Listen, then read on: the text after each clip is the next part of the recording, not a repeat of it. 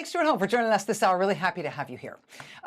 In the United States, the work week is Monday to Friday. The weekend is Saturday and Sunday. In Israel, Sunday is a work day.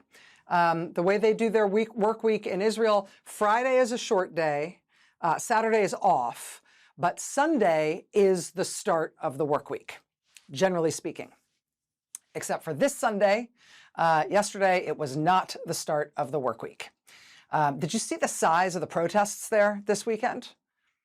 The families of hostages still being held in Gaza called on Israelis all over the country to protest yesterday on Sunday. Again, that's the start of the work week. Because it was the start of the work week, they also called on schools and businesses all over the country to close yesterday. Essentially, a general strike, a nationwide work stoppage. And people did that all over the country. Everything was shut down. People marched all over Israel against their own government, demanding an end to the war in Gaza. There were protests and marches all over the country yesterday, in some cases angry ones. In some cases, people set fires and blocked highways. It all culminated last night, Sunday night, in an absolutely massive protest in Tel Aviv. Organizers say they had a turnout of nearly 500,000 people in Tel Aviv last night, all demanding that Israel end the war, bring home the hostages, and end it. I mean, just for context, if they got 500,000 people, that size of a crowd in that size of a country, if you adjusted for population, that would be the equivalent in our country of 17 million Americans all turning out at once to protest in one place. Right? That's what a crowd of that size means in a country with that size population. Here in the United States, since Trump has been back in office, we haven't had 17 million people all in one place. I don't even think that is sort of possible in physics terms. But we have already had more than 5 million Americans turn out to protest him all at once on some of the biggest days of protest against him. As Trump continues to arrogate all government power to himself, as his popularity drops further and further with the American people, as he increasingly uses physical force to try to cow and hurt people in this country, and the American public really don't like that. The pace of protest against Trump appears to be picking up here again now, too. USA Today reports today that this summer, the number of protests against Trump hit an all-time high, higher than anything he saw at any point in his first term, higher than anything since actually the huge outbreaks of thousands of protests we had in the summer of 2020 over the police killing of George Floyd. A professor at Binghamton University who studies protests and mass mobilization says that what we've seen against Trump thus far may just be the beginning, in part because of Trump's decision to send soldiers into U.S. cities. Quote, I would say that using the military for civil control is a real wild card here. Quote, in many cases, the move to authoritarian kinds of tactics will actually bring out more protesters. Yes, I can see how that might work. And as of right now, Washington, D.C. is certainly showing that. Ever since Trump announced his military takeover of Washington, D.C., people in that city have been protesting every single day. On the first day that Trump announced that show of force in our nation's capital, people marched through the streets that first day, chanting, among other things, danger, danger, there's a fascist in the White House. They carried signs and a giant banner that said, Trump must go now. Local D.C. residents also turned out on behalf of a grassroots group called Free D.C. Quote, D.C. is our home. Trump can't have it. That particular rally ended with people chanting, I believe that we will win. I believe that we will win. I believe that we will win. I believe that we will win. I believe that we will win. I believe that we will win. I believe that. The very next day, protesters unfurled a giant banner along an overpass above 16th Street, which is a central thoroughfare to the White House. It said, be brave, demand democracy. On the other lane there, it says, resist tyranny. By the middle of last week, bystanders were turning out at all these militarized checkpoints that Trump has set up around the city, crowds chanting, get off our streets and take off your mask. By the following morning, there were more protesters outside the White House carrying signs like, "The criminals are in the White House, not the streets of D.C." As of Friday afternoon, there was yet more local residents showing up in droves at, among other places, the city's police headquarters after they learned of Trump's effort, a now failed effort, to try to name a Trump administration official to be head of the D.C. police. A federal judge put a stop to that. At a National Women's Soccer League game that night, there were over 10,000 fans there watching their home team, the Washington Spirit. During the game, they chanted, "Free D.C., free D.C." Following morning, on Saturday morning, the weather was super, super hot in Washington, but D.C. still turned out in big numbers, taking over the streets from DuPont Circle to the National Mall, including passing all the military vehicles and full uniform National Guard troops that have inexplicably been deployed there by the president. Once again, they held signs that say, "Free D.C." Some people also showed up in costume, despite the heat. This guy dressed up like Donald Trump, holding a sign that says, "Fascism wears diapers now." The look on the cop's face next to that sign is somehow a perfect set of bookends there. Day after day after day after day, the president's military takeover of D.C. has been met with direct action in these really big protests like the one we saw on Saturday, also in smaller ones as well. This was an activist in D.C. yesterday out in front of the National Guard vehicle. Her sign says, "What Trump order won't you obey?" And, I don't know if it's related or not, but I think Americans just really don't like being threatened with their own military. And maybe that's the reason why two of the other U.S. cities that had really big protests against Trump this weekend were two other U.S. cities where Trump has threatened that he's going to send the troops next after D.C. The city of Chicago, for example, had a really big protest against Trump this weekend after Trump threatened to send the U.S. military into Chicago after he gets through D.C. Same goes for the city of Oakland, California, which Trump also threatened. People in Oakland turned out in big numbers to protest against Trump this weekend. But there were anti-Trump protests. There were Fight the Trump Takeover protests this weekend all over. Here's Dallas, Texas, and Boston, Massachusetts, and Santa Clarita, California, and Raleigh, North Carolina.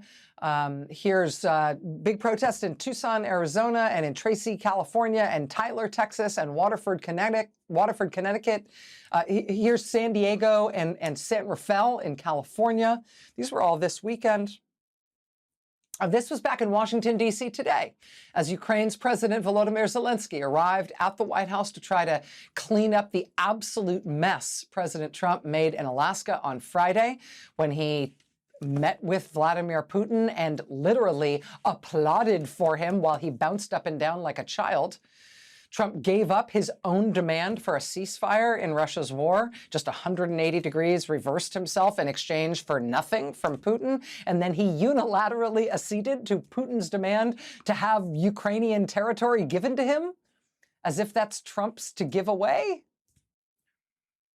It's never a good sign when you come out of a hastily arranged summit like that, and the paper of record in your country describes it this way, quote, "Even in the annals of Mr. Trump's erratic presidency, the Anchorage meeting with Mr. Putin now stands out as a reversal of historic proportions."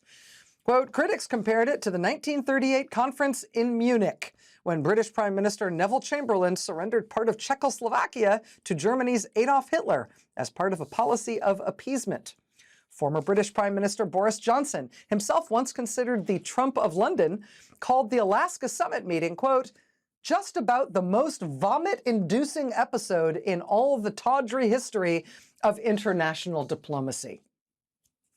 Yes, not exactly rave reviews, Mr. President. So today, with protesters outside the White House showing support for Ukraine and criticizing Trump, and you see that guy holding the 1939 sign there. People holding signs referencing the disastrous consequences of Chamberlain's appeasement of the Nazis in the 1930s. Today, President Zelensky arrived from Ukraine. Not alone.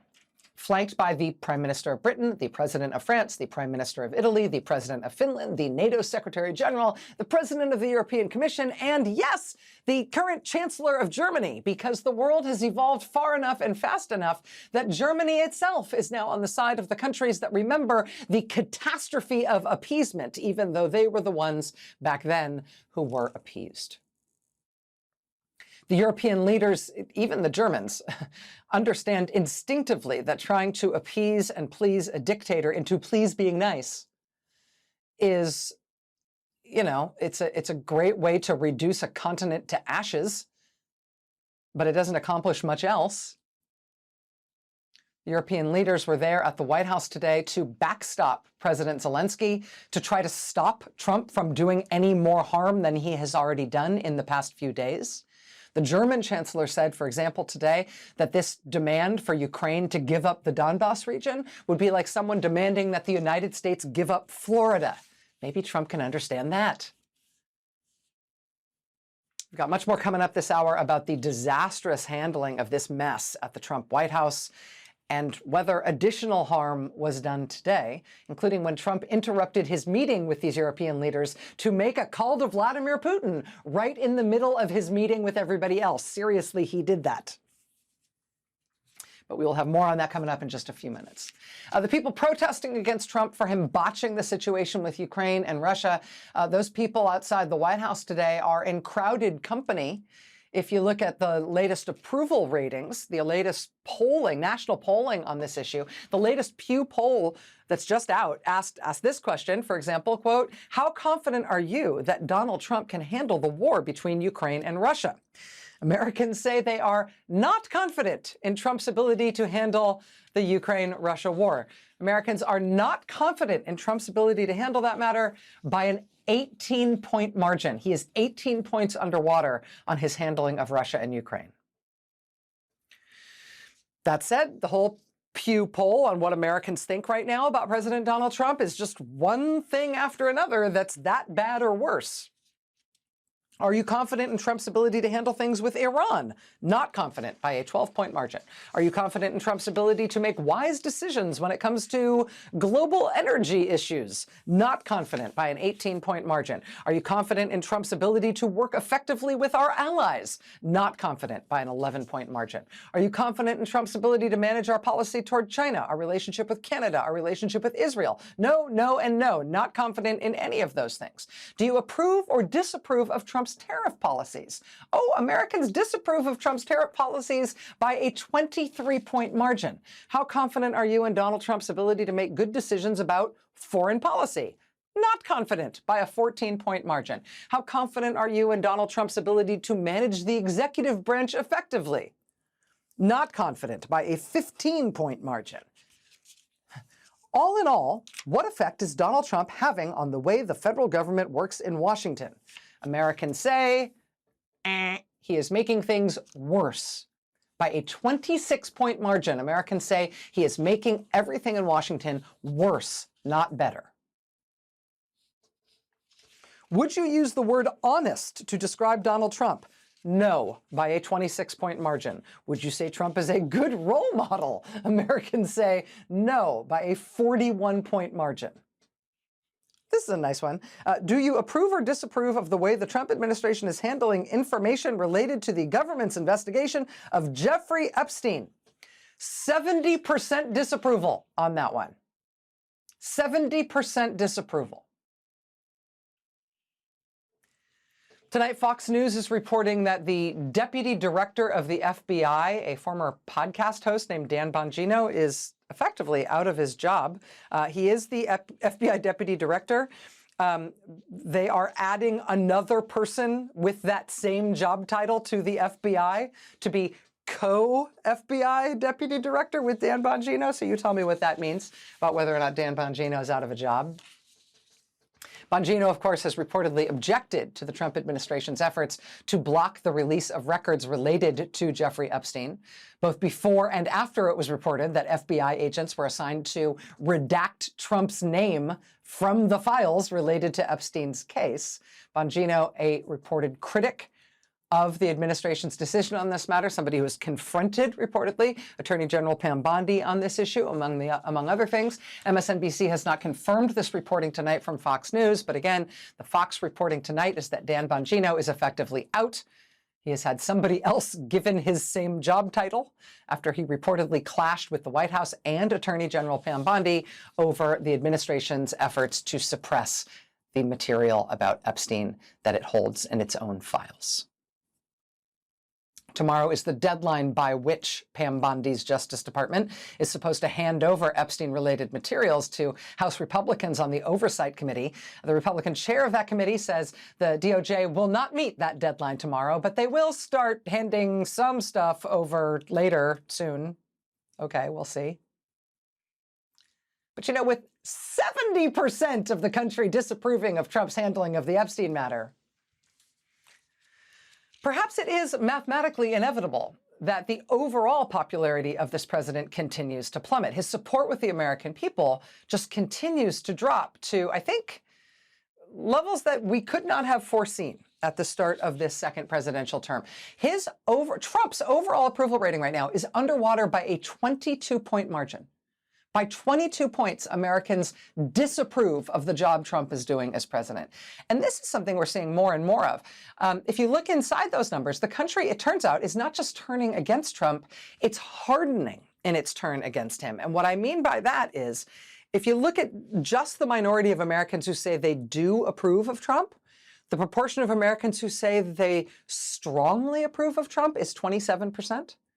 Whereas the proportion of Americans who say they strongly disapprove of him is 47%.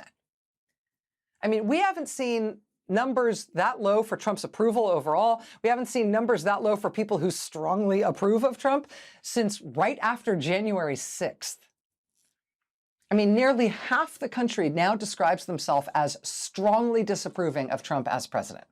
The number of people strongly disapproving of him is 20 points higher than the number of people who say they strongly approve. The country is really against this president by large and increasing numbers, with increasingly strong feelings against him.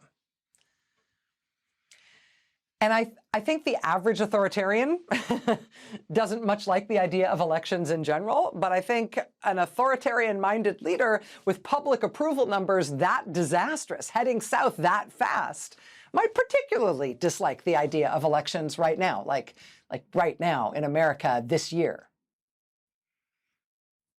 Here's a look at Austin, Texas this weekend. Thousands of Texans protested this weekend at the Texas state capitol over what Trump is trying to do to change congressional district maps so Democrats structurally cannot retake control of Congress. They held signs like "Texans against tyrants" and "Why are we drawing maps for Trump instead of for Texas?" Texas Democratic state legislators did come back home to Texas today. They had left the state to try to stop the legislature from convening so that Republicans couldn't change the maps the way Trump had told them to. When the Democrats came back today, Republicans tried to force them to sign consent forms that would allow the assignment of a state police officer to each Democrat to follow each and every Democrat in the legislature everywhere that person goes, 24 hours a day, 7 days a week. They're not assigning law enforcement officers to these Democratic state legislators as bodyguards. They're assigning them as minders to monitor the location of these Democrats 24 hours a day so as to be prepared to arrest them at any time. State Representative Nicole Collier of Fort Worth refused to sign this consent form, and because she would not consent to having a police officer following her around and monitoring her 24 hours a day, Texas House Democrats say she is now effectively being held on the House floor, on the legislature's floor, indefinitely. She's been there all day, and she is there right now. She apparently is not being allowed to leave. She says she will stay as long as necessary, but they're not letting her go without signing this permission slip for a permanent cop to be on her all day long. Texas Democrats say she is being, quote, detained as a political prisoner on the Texas House floor.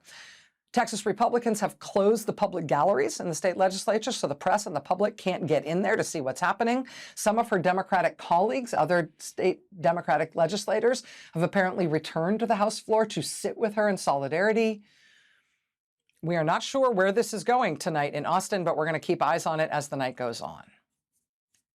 And we will be talking later on this hour about how this gambit in Texas and Trump's new threatened executive order saying he's going to try to ban mail-in voting and force states to comply with his election-related orders from the federal government. We're going to talk tonight about how that all fits into what is really starting to seem like a concerted, multi-part effort by Trump to call into question whether we really are going to have midterm elections next year. And if we do, whether they will look anything like what we have come to know as elections in this country. We are seeing him move on at least 3 fronts right now to call into question the existence or the character of the 2026 elections.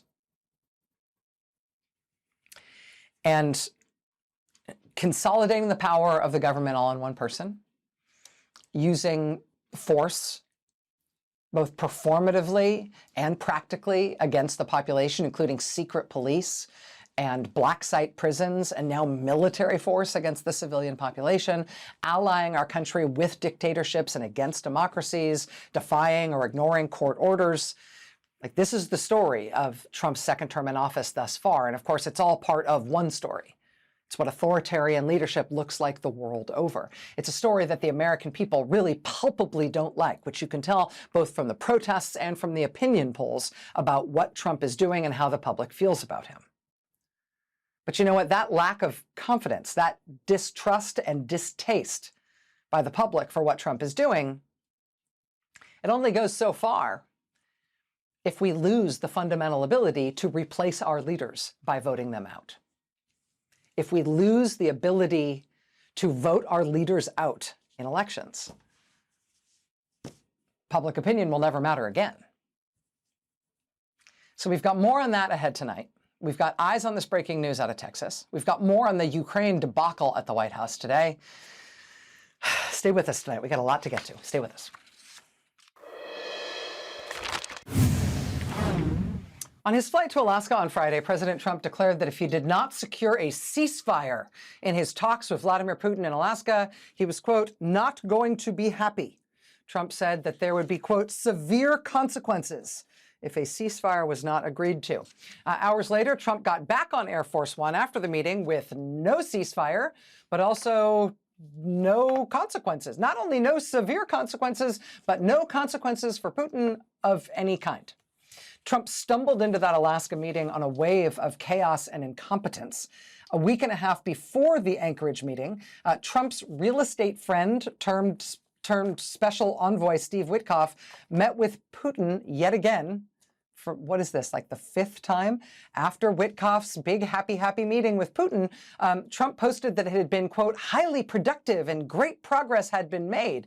Trump then called Ukrainian President Volodymyr Zelensky and other European leaders with the good news out of Steve Witkoff's meeting. Apparently, Witkoff reported back that Putin was willing to withdraw his troops from some of Ukraine. Wow. Are you sure, Steve? Did you definitely get that exactly right? Did you get it in writing? Did you get it in English? According to the German tabloid Bild, Steve Witkoff, however he got that information, he got it backwards. He, quote, misinterpreted. Putin was not offering to withdraw Russia's troops from Ukraine. He was demanding that Ukraine withdraw their troops from their own country and give it to him. Witkoff reversed himself in his explanation in a call with European officials the next day. He finally cleared it up, I think, on yet another call the day after that.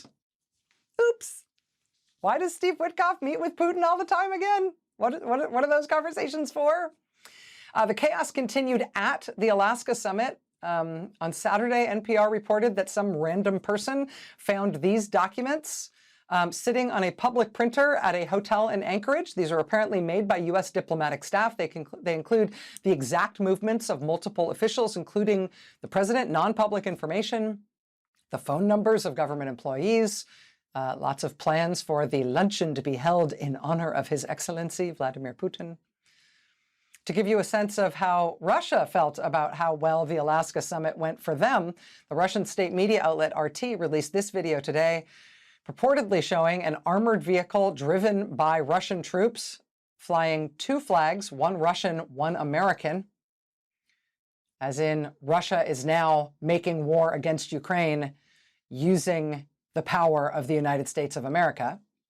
Russian state media has been gloating about the Alaska meeting ever since it was announced, particularly about Trump greeting Putin at the airport in Alaska with a literal red carpet. Today in Washington, D.C., Trump met with Ukrainian President Volodymyr Zelensky and a host of European leaders at the White House. And while Trump in Alaska gave Putin like weird little claps of excitement as Putin walked toward him, and he gave him a big handshake and a big personal greeting in Alaska. Today at the White House, Trump sent a White House staff member. He sent a White House protocol chief outside to greet the European leaders who traveled in support of Zelensky. Because one of them is Vladimir Putin and the other ones are supposedly our allies. That's how the Trump administration has been handling this ongoing, disastrous international crisis. Tonight, Trump has obviously proclaimed this new series of White House meetings to have been a success. Given what we have seen so far, who knows what to expect over the next couple of days.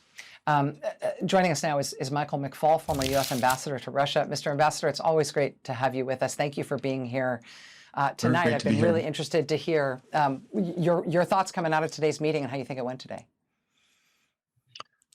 Well, first, we need to start with Alaska. That was one of the most disastrous moments for American diplomacy that I know of in my lifetime and maybe in the history of our country. We treated this imperial dictator, this indicted war criminal, like he was one of our best allies. And there was no reason to do that. We should never do that. We have to meet with dictators from time to time in diplomacy. Most certainly I did, but you don't have to check your values at the door. And then it was made worse in that there were no results that were good for American national interests or the interests of our allies or President Zelensky and the Ukrainian people. And it was made even worse on top of that. And that Putin convinced Trump of his talking points, including what you just talked about, this idea, this absurd idea that Ukrainians need to leave where they are in Donbass and liberate their own territory, their own country, so that Putin can annex it. Today was Recovery Day here in Washington, and thank goodness our allies were there. I think that really set a different tone to have them all there.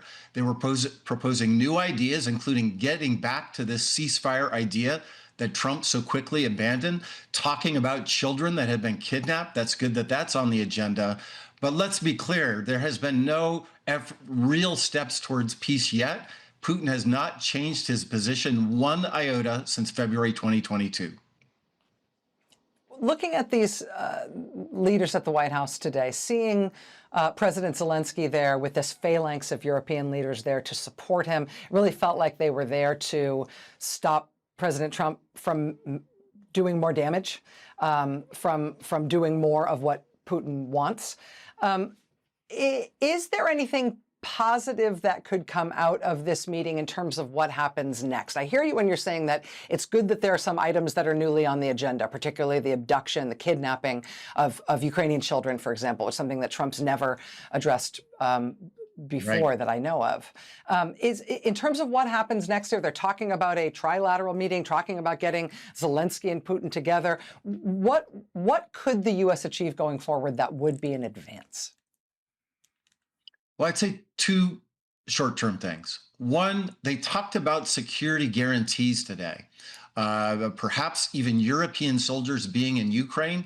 It's a NATO light security guarantee. I think having Ukraine in NATO would be better, but that is progress. Now, the Russians already rejected it today and didn't say they would do that, but that is a necessary condition of any long-term peace deal. When you hear land for peace, the Ukrainians want to focus on the peace part, not the land part. But secondly, yes, there is conversations about a meeting with Putin, and President Zelensky's been for that for many, many months. He's not afraid to sit down with Vladimir Putin. It's the Russians who have been dragging their feet.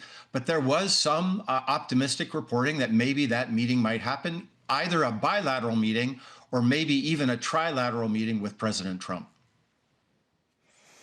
Former Ambassador to Russia, Michael McFaul. Mr. Ambassador, it's really good to have you here. It has been really nerve-wracking these last few days watching this sort of ongoing catastrophe. If today was Recovery Day, as you say, we'll all, I'll look forward to having you back to talk about making up some of that lost ground. Thank you, sir. Thank you. Bye-bye. All right. Much more news ahead here tonight. Stay with us.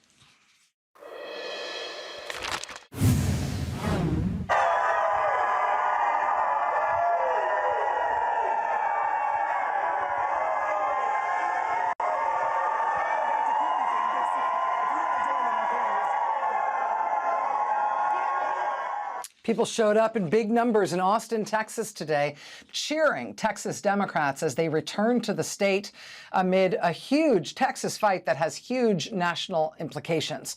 Texas has been at the center of this extraordinary demand by President Trump that Republican-controlled states like Texas should draw new congressional districts in an effort to effectively guarantee Republican control of Congress for years to come. And it really is not just Texas. Vice President J.D. Vance flew to Indiana last week to put pressure on the Republican governor there to also rig the Indiana maps for the Republicans. Politico reports that the White House has been talking with Republicans in Missouri and New Hampshire and South Carolina and Florida to try to get those states to all rig their congressional maps as well. So that's one thing he's trying, demanding changes to congressional district maps to essentially make it structurally impossible for Democrats to control Congress again, using Republican-controlled states to do it. That's one thing he's trying. Here's a second thing he's trying. Trump also appears to be trying to sort of establish a pretext for nullifying or delaying or not paying attention to the results of the midterm elections everywhere next year. He's doing this by demanding a new census, saying the old census shouldn't count. Now, the census and elections might sound like different things, but the census is how we get congressional districts.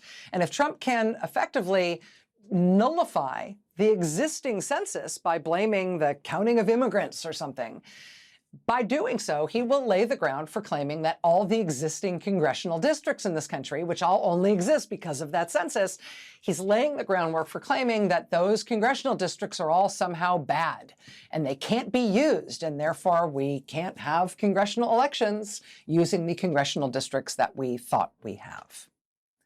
So that's two. It's another thing that he's trying. Well, now there's a third. Trump has a new idea for bollocksing up the midterm elections. And it's an idea that he says he got from his best friend, the guy he once said he wanted to be his best friend. On Friday, President Trump held a summit in Alaska with Vladimir Putin. Immediately after that summit, Trump said Putin gave him some advice on how to conduct elections here in our country. Trump said Putin says that people shouldn't be allowed to vote by mail. He says he got that idea from Putin. And so today, Trump says that he will sign an executive order barring Americans nationwide from voting by mail and potentially banning voting machines as well. Now, I would caution you, again, as always, to watch what he actually does here and not just what he says he is going to do. But if Trump is essentially taking tactical advice from the Russian dictator Vladimir Putin about how to hold something that looks like an election but isn't actually an election, as an answer to the existential question for American democracy, this is a little bit on the nose, right? Here's how historian and journalist Garrett Graff summed up what's at stake. He wrote today, quote, "This is step one on how we lose free and fair elections. It's not that Trump will cancel the midterms. It's just that everyone has to vote in person, and urban downtowns will be filled with ICE checkpoints and intimidating National Guard troops to, quote, double check that only citizens vote." Will we retain the right to replace our leaders by election? Joining us now is Garrett Graff, journalist, historian, and author of the brand new book, The Devil Reached Toward the Sky, an oral history of the making and unleashing of the atomic bomb. Mr. Graff, thank you so much for being with us tonight. It's a real pleasure to have you here. Thanks so much for having me. Let me ask, first of all, about the sort of premise that I just laid out there in my introduction. I feel like I'm seeing three different lanes, three different tactics by which Trump is trying to call into question the normalcy and to sort of change expectations around the 2026 midterms. Do you think that's fair? Do you disagree? I absolutely agree. And I think that what you're doing is key to understanding this, which is I think too often we think of sort of Donald Trump being crazy over here, being crazy over here, and being crazy over here, and that they're not related to some sort of larger plan or effort.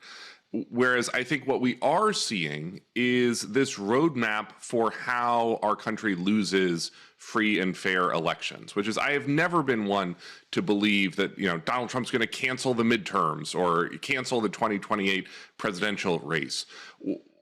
Russia, as we know, has elections. Saddam Hussein was elected head of Iraq when he was dictator there. Instead, what I think we are watching is subtle and not so subtle efforts by Republicans across the country, including in the White House, to change who gets to vote, how they vote, and subtly shape the electorate for 2026 and 2028 such that Republicans can lock in an illegitimate minority rule. That, of course, proceeds in parallel with Trump's years-long effort to try to normalize the questioning of otherwise normal election results. So if you are narrowing, as you say, the number of people who can vote and the means by which people can vote, and you have normalized this idea that election results are inherently suspect and shouldn't be trusted if they don't favor Trump and his causes, that stew gets pretty toxic pretty quickly, whether or not elections are canceled. I mean, you get, I guess the question is where you see the line being drawn as to whether or not elections still count as free and fair once you're playing in these sorts of categories. Absolutely. And I think you also need to fast forward through some of the developments that we're seeing this year. The hiring of 10,000 new ICE officers represents a sort of super empowered professional thuggery in cities across the country where federal law enforcement has been a light, if any, presence. We have armed National Guard troops headed from red states into blue cities right now, just as they did in Los Angeles earlier this spring. You don't need to discourage all that many people voting in all that many places across the country to radically reshape national politics. Journalist and historian Garrett Graff, I really appreciate your thinking on issues like these and your clarity in the way you bring history to bear on this stuff. Thanks for talking with me about it tonight. I appreciate it. Anytime, Rachel. All right. When we come back, we are going to hear from the Democratic Texas lawmaker who I mentioned at the top of the show. This is a dramatic and unfolding situation that's happening right now inside the Texas state capitol. Her Republican colleagues are not allowing her to physically leave the floor of the House without agreeing to let a cop escort her 24 hours a day to monitor her location and potentially arrest her. We just spoke with her as she is camped out right now on the floor of the Texas legislature. We'll hear from her next. Stay with us. Here is the thing. I mentioned at the top of the show a remarkable situation that is unfolding right now at the Texas state capitol. As you know, Texas Democrats have been out of the state, staying away from Texas, so the legislature couldn't convene, so Texas Republicans couldn't redraw the state's congressional maps, essentially to try to create permanent Republican rule in Congress in Washington. The Texas Democrats have been fighting it, but they returned to the state today. And when they got back, Texas Republicans told their Democratic colleagues that each of them would have to sign a form, a consent form that would allow the assignment of a police officer to each Democrat. One police officer to follow each Democrat everywhere they go 24 hours a day, 7 days a week. And this would not be a bodyguard. This would be an armed police minder who keeps track of each Democrat's whereabouts and can arrest each of them at any time, which seems bananas. Texas State Representative Nicole Collier of Fort Worth refused to sign that consent form, and as a consequence, apparently Texas Republicans are not allowing her to leave the House chamber. Texas House Democrats say she is being held on the House floor indefinitely. Again, Texas Democrats say Representative Collier is not being allowed to leave. They say she is being, quote, detained as a political prisoner on the Texas House floor. Now, again, this story is unfolding. It's developing as we speak tonight since we've been on the air. Just moments ago, Rachel Maddow Show producer Andrew Joyce was able to reach Representative Collier by phone inside the Texas State Capitol. Listen. Today, a quorum was established in the Texas House so that they could continue to do, the business of the House. Once that quorum was restored, the Speaker made an announcement and said that any Democrat who had denied quorum would only be allowed to leave the building if they signed a permission slip agreeing to be under the custody and control of DPS. I refuse. I've just had enough. I've had enough of this bullying tactics that they use against those who are part of the minority party in terms of being the Democrats. They just continue to bully us and run over us. And this is just more of their exercise of power and authority over our ability to challenge them. I mean, I've just had enough. I said, why would I agree to this? Why do I have to continue to be subject to their control? And so I've had enough, just like the American people have had enough of the Trump takeover and the harmful policies that they've passed in Congress. I'm not going to be part of that process that gives him more reinforcement to harm my community and my people. This is just one little petty way of showing that they have the upper hand, but they didn't realize that I'm just as stubborn as they are, and I'm refusing to back down.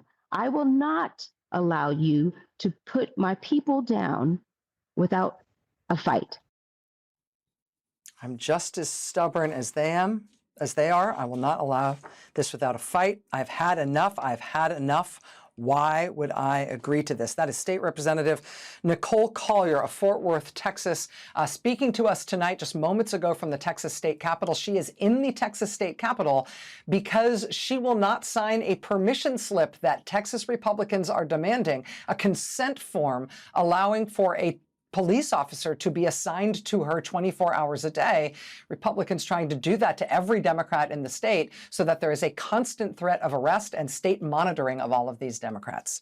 Again, State Representative Nicole Collier of Fort Worth refusing to do it. She's inside the state capitol tonight, and we don't know how long this is going to go on. We'll keep you posted. Stay with us.